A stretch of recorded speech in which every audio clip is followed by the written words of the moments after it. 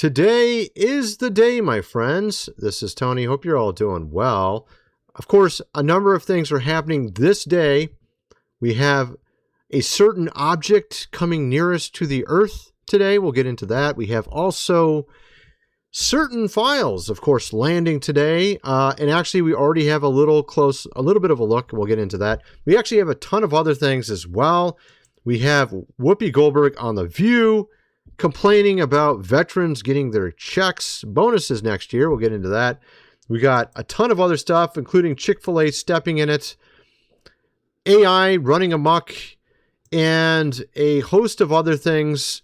We'll just get into all this, and actually we're going to get into also something that happened at this AmFest that I didn't cover on my other channel, and actually a number of other things. Let's just get going here. We'll start here with Whoopi Goldberg and this $1,776 Christmas bonuses going to the troops, and what she had to say and what the whole panel had to say. Check this out. He says tariff revenue. That's what I'm most intrigued to see if that's actually the case. Listen, coming off of the government shutdown. I got to check that with Professor ChatGPT because I don't believe that. Well, in the delay that they all had, they got back pay, but I mean, people need help. But all Americans need help right now. Yeah. And just a handout isn't the answer. Smart policies are the answer. Well, what he's doing is he's thinking, if I make sure that the soldiers have what they need, they'll back me in what I want. See? Oh, okay. So she's saying that basically it's a buy-off or something. I don't think so. I don't think $1,700 is going to buy anybody off. It's not that much money. It is something that I think is definitely deserved. On top of that, he is going to give us, actually, from what he said, a tariff sort of dividend or something like that next year when we get our taxes, when we get our tax refunds. So we got that as well. But at any rate, you also have here apparently Chick-fil-A stepping in it, at least one location, celebrating a marriage between, of course, two men.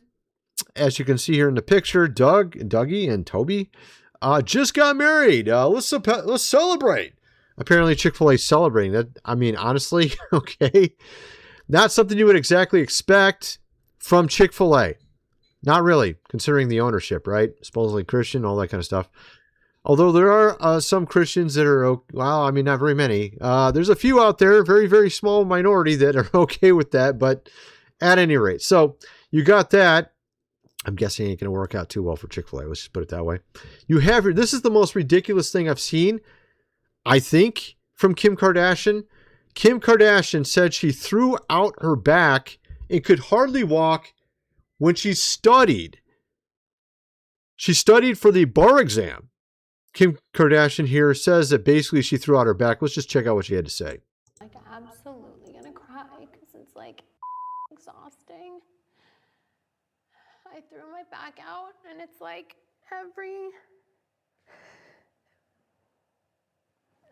time I like think I get to another step, like something pulls me back, and it's just like something.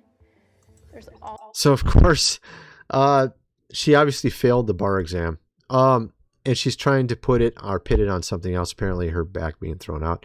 She also had some weird test where they were analyzing her brain or something, and it said she had a small lobe or something in her brain. I don't have that clip in front of me, but like she was shocked when she heard it. Like, maybe not the highest IQ in the world. Let's just put it that way. Maybe not the highest IQ in the world. Maybe that's why you had a hard time with the bar exam. I don't know.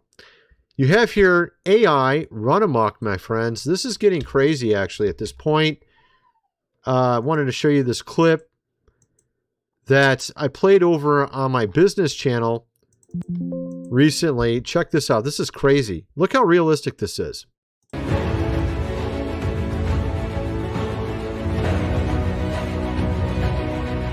Let's turn off the music. I don't know if there's a copyright out there. You can see there the Matrix. Let's start it back at the beginning. So you have here, obviously, Back to the Future, Michael J. Fox. You got here the Keanu Reeves and the Matrix crew back in the 90s. I think, was it Michael J. Fox, 80s? This is like the 70s with Star Wars. And this would probably be the late 90s with Terminator, Arnold Schwarzenegger. I think that might be Terminator 1. This is a later Indiana Jones, maybe 2010, 2020. I don't know. And then you got Harry Potter. So you can tell, I mean, it looks very realistic. This is all AI, of course. And this guy is saying that within 2 or 3 years, there will be no way to tell what's real and what's not. I have no idea how humanity will deal with this enormous problem. Regarding our wonderful, of course, extinction coming our direction, my friends, we have, of course, a number of stories. AI projected to match New York City's 2025 carbon emissions. Of course, I just showed you the clip from Sora AI that looks literally like a movie. Looks like he was basically hanging out with the guys from The Matrix, which of course is an AI movie. Hanging out with Arnold Schwarzenegger from The Terminator, which is another AI robotic movie. Kind of spelling out a little bit of our future. We're already seeing it come out and come to pass in front of us with these massive data centers sucking up all the energy around the world, actually, well, particularly in America, and China. I think they got some big ones as well. What's interesting, of course, is now it's matching New York City's carbon emissions. You have these data centers being built in people's backyards everywhere around suburbs across America. People talking about weird humming sounds coming from them. I'm sure there's going to be some Terminator 2s coming out of those places soon here as well. I'm just joking, of course. I mean, the fact is, obviously, these things are sort of like a highlight or a hallmark of what our future might be. You got Joe Rogan here talking about AI is going to take away our jobs. And I did mention that there is some good news on one video that the AI market is not doing too well right now. They're going completely broke. So maybe it's going to be stunted. Maybe we'll stop for another 5 years or a year or something as they've completely and utterly ran out of money trying to increase their computing power. So that's some good news, I guess. At least they're running out of money, so it's slowing them down. Check out what Joe Rogan has to say here. Like, you're going to have some way to feed people. You're going to have to, like, people are not going to have jobs anymore. They're going to go away. We're inefficient and we are late. Yeah, but they're telling us that they're going to just give us money. They're going to just give us money for no reason. We're going to all be rich, according to Elon. For some reason, I have a hard time believing that. You know what I mean? Like, why would they want us around? You know what I mean? Lazy, and we are entitled, and we like to think we're doing a far more important thing than we really are. And everybody does that. Everybody's like, without me, this office would fall apart. Honestly, although he is kind of right in some respects, but he's also wrong, because we talked about how these AIs are not doing as hot as they thought they were going to do. A lot of these jobs that they tried to take over with AI actually went sideways. They ended up getting rid of the AI because it wasn't doing a good job. But again, we don't know how long that will be before they finally, ultimately, get these AIs really on track to where they can take our jobs. We had, of course, Stephen Hawking back in the old days telling us that it's not a good thing. The real risk with AI isn't malice, but competence. A super intelligent AI will be extremely good at accomplishing its goals, and if those goals aren't aligned with ours, we're in trouble. Yeah, honestly, that is probably the case. I mean, they'll just turn us into batteries like they did in The Matrix, right? But of course, there's also other types of ways we can go wonderfully extinct. How about the fact that we just simply aren't reproducing anymore? That might be another way. Check this out. Birth rates are falling all over the world, including in this country, and some governments are starting to panic over it. Is the pregnancy rate dropping now? The liberals have no survival instinct. Imagine hating your own species so much, hating yourself so much that you want to go extinct. And since the Democrats have stripped their base of the truth, I'm going to go ahead and say the thing. In our most basic form, we're here to reproduce. Like, that's it. Biologically, it's what we are here to do. Believing anything else is a lie. The declining birth rate crisis isn't something to celebrate. Democracy is a numbers game. Yeah, this is interesting, of course, on top of the fact that these women celebrating, they don't realize that their leaders are the ones building these AI data centers. Like, hate yourself. Don't reproduce. We got robots to replace you, by the way. We don't need you anymore. So, of course, they didn't tell you that part. And we are getting replaced by civilizations who don't have... Oh, we're going to be replaced by robots and civilizations, both, actually. If we keep going the way we're going. Of course, a lot of people just assume that those that look like me are in the majority, but actually worldwide, we're in the minority at this point. Only 8% of the world looks like me. And of course, they tell us that we're the ones in power. We're the ones doing everything, but it doesn't seem like that's really the case anymore when you look at these numbers. It's not looking very well. At any rate, you get kind of the idea. Let's get into some other stuff here. You got McDonald's. Apparently, I covered this on my other channel as well. Closing up early in a number of locations, straight up closing branches off altogether because of teens going in and acting crazy, throwing things, yelling, with absolutely no discipline. It's really crazy, actually.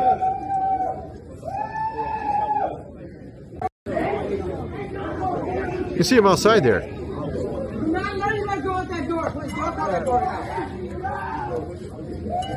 I mean, they're like taught, what are they taught any values here? You know what I mean? Like, this is in Minneapolis, Minnesota. And there's actually numerous of them like this where they're actually closing in the middle of the day now. And some of them just straight, that one right there, just straight closed altogether. Never coming back. Give it like 3 days notice or something like that. You're usually supposed to give a month notice. And we're going to get into it, like I said, a ton of stuff. You got 3i Atlas going on. Got some weird clips with that. You got the files that were released today. Got a little bit on that. Doesn't look good for Billy. Billy there, Clinton. Yes, it doesn't look very good. I got some weird stuff. Candace and Erica, they're back to fighting already, my friends. Only took a day off, apparently. A couple days off. Oh, they're going to get along a little bit. They're already throwing shots at each other. I'm going to show you both of them doing it. Already. We got a ton of other stuff. First, I'm going to mention food supply, 25-year shelf life. Link is in the description. 3 months worth. They got a new deal. Go check it out. Link is in the description, my friends. It's the bigger package. It's got 2,000 plus calories. Again, they went back to the bigger one. Link is in the description. This book here, The Lost Ways, how your great-great-grandfather lived without electricity, how to build a cellar, do things around the house as they did in the old days. Hundreds of pages illustrated. You're going to definitely need that. Before the power goes out and the way things are going, I would not be surprised whatsoever, considering I had a dream about it. People have been talking about it. We have this 3i Atlas going by the closest today to the Earth, already giving off a weird frequency, a Fibonacci frequency, that ties into the same frequency as the Earth gives with earthquakes. Okay, very bizarre. Some are wondering what's going to happen over the next few days because it's apparently going to be near the Earth for the next 3 days. Anyway, all the links are in the description for that stuff. Also, go check me out on X, on Twitter, formerly Twitter. I'm trying to get that thing going. I had about 0.5% of you guys over there, literally. Almost no one was seeing my posts over there. So ever since I started actually trying to ask people to go over there, I'm starting to see a lot more activity. I think we can jumpstart the thing and get it finally going right. If I just keep plugging away, asking you guys to go over there, I think we'll finally get a lot of people over there and it'll sort of jumpstart it and get it really going. Go check that out. Link is in the description. I'm actually posting over there regularly now. Let's get back to the video. We have here Stephen Burns here talking about 3i Atlas. He says that we need to be checking the next 3 days. I played that over my other channel. I wanted to get into something else that he presented. Very interesting. He mentioned about the strange energy burst detected on Earth during 3i Atlas perigee. Closest approach to Earth, which was, I think, earlier this morning. This is strange, guys. We have a 25 hertz signal that appeared in Schumann resonances. 240 UTC, just 3 hours and 20 minutes before the calculated exact closest approach to 3i Atlas to Earth. These sort of energy bursts in the Schumann resonances are very rare, not to be mistaken for local atmospheric fluctuations. If we're to coincide exactly when the interstellar object is closest to Earth is a bit beyond coincidental. Obviously, this is kind of interesting. We also had some weird posts of footage from the space station. But I wanted to show you this clip. I thought this is really interesting. Actually, let me show you this picture first. Let me get on the screen. This is a picture of the object. Let me show it in video form. This is just a still from it. You can see here, it looks like there's points around some sort of center. And it fluctuates. And it reminds me of the book of Ezekiel, the way it looks. Look at this thing. It's got a weird resonance to it Very strange frequency going on with that thing. It clearly looks like there's something around it, rotating around it, and it reminds me of wheels within wheels in Ezekiel. Could this be some massive version of that in space? Could we be seeing something of life? Could this be some sort of ship? Who knows? Obviously not in the conventional manner that we would think of, but maybe something altogether different. You had Avi Loeb talking about this again. He keeps doing interviews about this. We had something strange seen. I've seen a number of clips of recent. This was from a few days ago from the International Space Station, where they saw some weird V-shaped thing on its live stream. There's other things being posted as well. Very strange. Let me show you this one. I didn't show this over my other channel. You can see this thing floating by. What is that? And it's on the day, it's on today, that this was seen during the time when it was closest to Earth. Talking about 3i, of course, Atlas. So some are wondering what this could be. Could it be related? We don't know. I guess we'll find out if anything strange happens over the next couple days while it's closest to Earth. Is there going to be some sort of change? Interestingly, also, on the exact same day today, we had the files released. Of course, a lot of people are just tweeting out, oh, look, see, ha, nothing shown. All black, like this. Obviously, they're showing entirely redacted stuff, right? But actually, that is not the case, actually. And they're just showing, like, the worst parts of it. Because actually, from what I can tell, I'll show you in a minute here, you can see these are completely not redacted in these three right here. I mean, if there was tons of redacted, they would have shown it all, but this is all they could pull up like that, which is interesting. You have a lady here showing a portion of it. This is probably more accurate of what it will look like, which of course still has tons of redacted in it. But it's all the files apparently. I guess we'll learn if there's anything new from what I've heard so far. Early analysis is those that are not exactly on our president's side. Oh, their names are shown. That's kind of weird. So even if we don't get everyone, if we even get a third of them, that's a hell of a lot more than what we had. Right? So I'm really hoping it is what we're hearing. It's obviously very preliminary. Okay, it's very preliminary, but I've heard that Billy Boy, Clinton is listed in there very prominently. I'm curious who else. We'll find out as time goes on here. Once people, this literally just came out like an hour ago, by the way. So no one's had a time to analyze it, but it's come out. You're going to start seeing videos in the next couple days after people have analyzed it. But you have here Kamala talking with Kimmel about this. Check this out. Why didn't the Biden administration release those files? Was that something that they felt would look bad while they're running against this guy, or why didn't they come out during your administration? To give you an answer that will not satisfy your curiosity, I will tell you, we, perhaps to our damage, stepped in it, but we strongly and rightly believe that there should be an absolute separation between what we wanted as an administration and what the Department of Justice did. Separation. Oh, yeah, of course. I mean, kind of like put it up to like some sort of ethics. We wanted to be really ethical about it. We didn't want to release them, of course. We wanted to keep ourselves completely and utterly separate from this other entity over here, which is completely corrupt as well. I mean, give me a break, dude. Obviously, you just didn't want to release it because you would get all in trouble. That's the whole entire point. We have Billy Boy here. It looks like he's prominently shown in it. I'm guessing he's going to get in trouble. Maybe, just a little bit. Of course, some other people might be in there as well. We did have Tulsi calling this guy in. This guy right here has recently purchased a very nice mansion over in the UK and has moved a lot of his assets over there. I'm curious if the guy might also be in there. I don't know. We'll find out if he is or not. And if it's listed, it's kind of interesting. I'm curious what is all in there. It's clearly not all redacted. The people who are doing that are just being retarded. I mean, goodness, you couldn't even give me an entire snapshot of everything completely redacted. Clearly, it's not all redacted, dude. I mean, you literally had 3 pages completely unredacted shown in the list you were showing. They're all just posting the same thing, not even looking at it. I mean, goodness gracious, why don't you actually look at it, dude, and just see if there's something in there? Then you got this. Apparently, Erica taking a little bit of an indirect swipe, I think, at, of course, Candace. Check this out. You know, it's really interesting.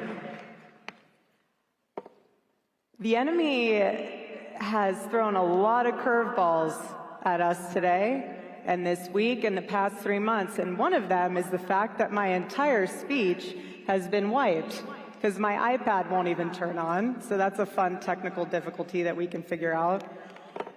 So we're just going to wing it. We're just going to wing it. I think she actually says something about Egyptian, planes or something, and then her iPad comes on. So it's so funny. It's like, look, she's part of it. No, of course, that was just a weird coincidence. Obviously, I mean, if it was really that, I think she would have figured that not to show that on screen if it really was related. Obviously, it isn't. But she happened to say the word Egyptian. It wasn't plane. She just said Egyptian.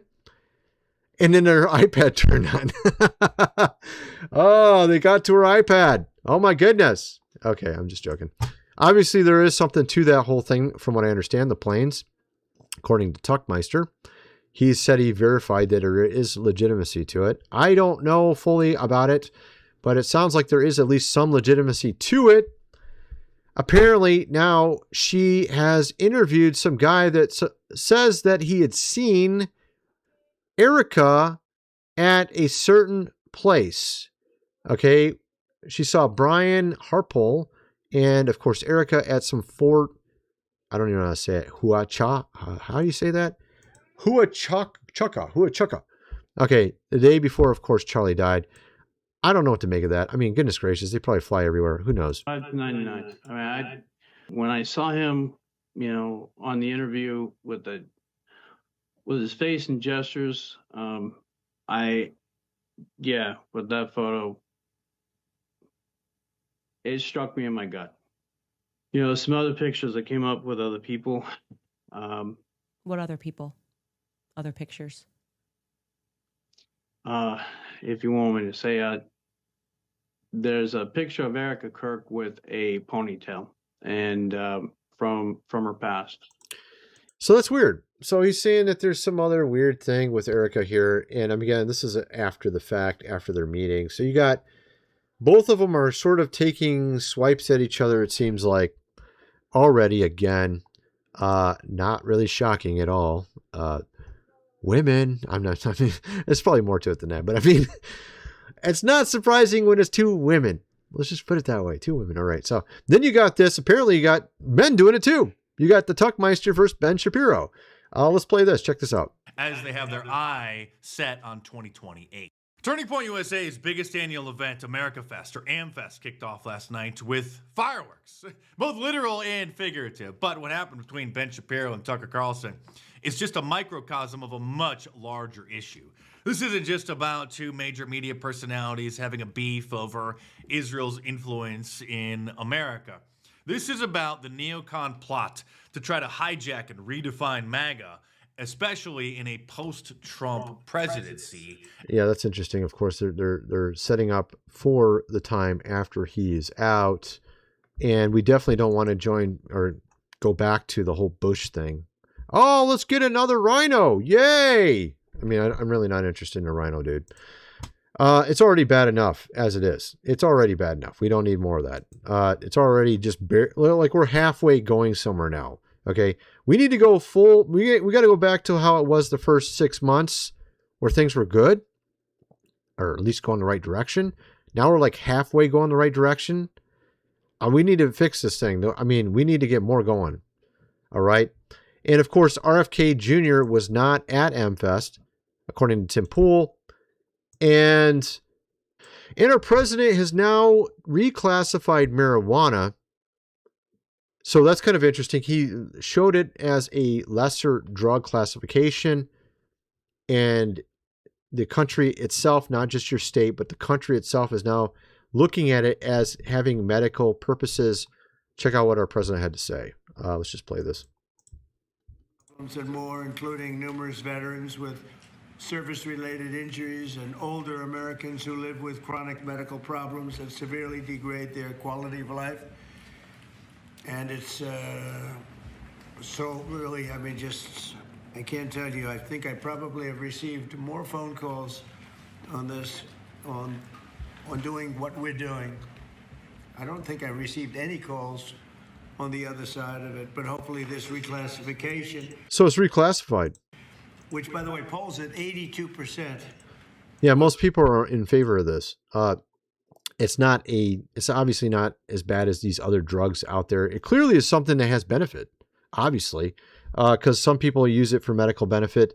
I think there is actually some spiritual aspect to it as well. I mentioned before they've done archaeological digs on ancient Israeli temples and found hashish there, meaning they literally used it during their sacrifices as part of the incense being burnt, I think. So this is something that was used in spiritual practices even during the ancient times. And so you had, of course, Ben Shapiro and Tuckmeister essentially fighting with each other there, taking jabs at one another. And I think, honestly, you can see there is some weird stuff going on, though, with the whole thing. They didn't invite RFK Jr. They invited Myron Gaines, apparently, as a VIP, and then they kicked him out, which is weird. That's what happened to him, apparently. They denied access to him at AmFest. And I mentioned about something funny that was sort of seen. Well, it's not funny as well. Apparently, Grindr having severe outage in Phoenix during the Turning Point USA convention, if you know what that means. Lots of people hooking up that probably shouldn't be hooking up. These people that claim to be traditional conservatives, of course, all hooking up on it. Yeah. So you got that going on. Then you got, last thing I wanted to cover, you got this guy from Wretched. His name is Todd Friel. He's saying that Kirk Cameron's completely wrong about the hell topic. You remember I've talked about this multiple times recent. This guy's completely clueless. Todd Friel here. Let's just play a little bit of this, and I'm going to get into this a little bit.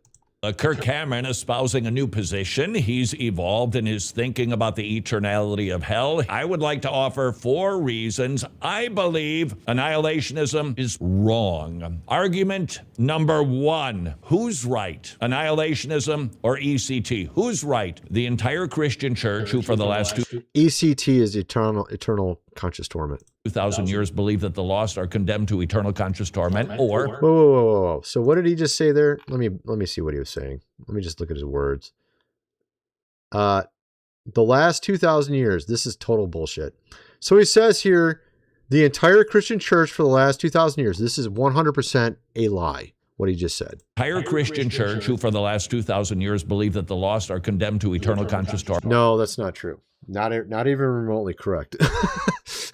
If this guy's ever read, he has never read the Ante-Nicene Early Church Fathers. It's very obvious he's never read them, because there was 3 viewpoints, and even in St. Augustine's time, which was around 400 AD, he said his viewpoint, eternal conscious torment, was a minority viewpoint. It wasn't even the most popular, common viewpoint of his time. Imagine only 30% of people in his time. Just an example, 30%, that would be a minority viewpoint. Let's say it was 30%, probably not much more than 40, probably definitely not even 40%. 40% or less, probably like 20, 30% believed what everyone today believes during the time of 400 AD. If you go back farther than that, you have even more diversity of opinion. There's actually 3 major opinions back then. One was eternal conscious torment. The other one was annihilationism, which is what Kirk Cameron's talking about. And the third one is called universal restorationism, which is what Clement of Alexandria and Origen taught, which is basically God saves everyone through the pains of hell, through this place that beneficial discipline, people eventually come to the truth and have faith in Christ. This is what they taught. Now, my viewpoint is similar to Kirk Cameron's. I believe that in annihilationism, but I also believe that people can get saved in the afterlife. So in a sense, it's kind of like I got a little bit of the third one with the second one, kind of. Not exactly, though. I believe that lots of people are not going to get saved, but particularly evil, super evil people that would be super far from God. I don't think they have even any way to get back to God. In the afterlife, they're probably in the lowest levels of hell, near Tartarus, you know what I mean? So my whole thing is like, one of the things that's interesting, though, because this guy just assumes that everyone taught the same thing, which is completely not true. How about you actually study the early church fathers before you talk, Todd Friel? How's that sound? Might be helpful to you. Then you would actually know what you're talking about. So the fact is, though, there was something that all the early church fathers agreed on that people don't believe today. That's kind of interesting. So there is one thing they all were universally agreeing on about the afterlife that people today mostly don't believe.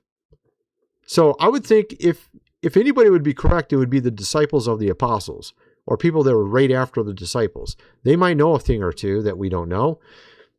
Obviously, I wouldn't trust a, scholar from today compared to someone from the ancient times who actually lived around the time of the disciples and apostles, that, 100 AD or something. They may know a little bit more than we do. They taught that we go to an intermediate state, which means a temporary hell heaven. That's what they mean by they actually called it the intermediate state. And it's referring to Hades. Hades is not hell. Hades is the afterlife. It's called the pit in the Old Testament, and it's called hell in the New Testament. Does that make any sense? Sheol is Hades. Sheol is translated the pit in the Old Testament. Hades is translated hell in the New Testament. How about we just be consistent? Old and New Testament, let's be very consistent with our words and how we use them. Hades and Sheol are the exact same place. Okay, if you use Greek and Hebrew in the Old Testament. They call Sheol Hades in the Greek Septuagint. So let's being consistent. The pit, or not? I mean, the pit, or no, was it the pit? Or I think when they say pit, they mean like your grave, a grave pit. This is what they basically say. They say grave or pit versus hell. The exact same word, Sheol Hades. It means the afterlife is what it means. It doesn't mean hell. It doesn't mean the grave. It means the afterlife. And according to the early fathers, there is an upper level and a lower level. The lower level is hellish. Upper level is heavenly. And this temporary state is until the judgment seat of Christ, where everything's judged. And then after that, you have new heaven, new earth, New Jerusalem, and the lake of fire. So you either go to the higher levels of Hades, lower levels of Hades, and you're in this temporary state until the judgment seat of Christ. And that was something they all agreed upon. But today, no one teaches this really. I think it's interesting. So I think that actually, and then also there were some of them that believed you could get out of the lower levels to the higher levels. Some of them believed it. Some didn't. Some believed it. Some didn't. On the early church fathers. So I just wanted to kind of put that out there. This guy doesn't know what he's talking about. He's saying they all for 2,000 years believe the same thing. That's complete and utter bullshit. At any rate, that's my video. Kind of wonder what some of you guys think. Let me know in the comment section below. And thanks for watching.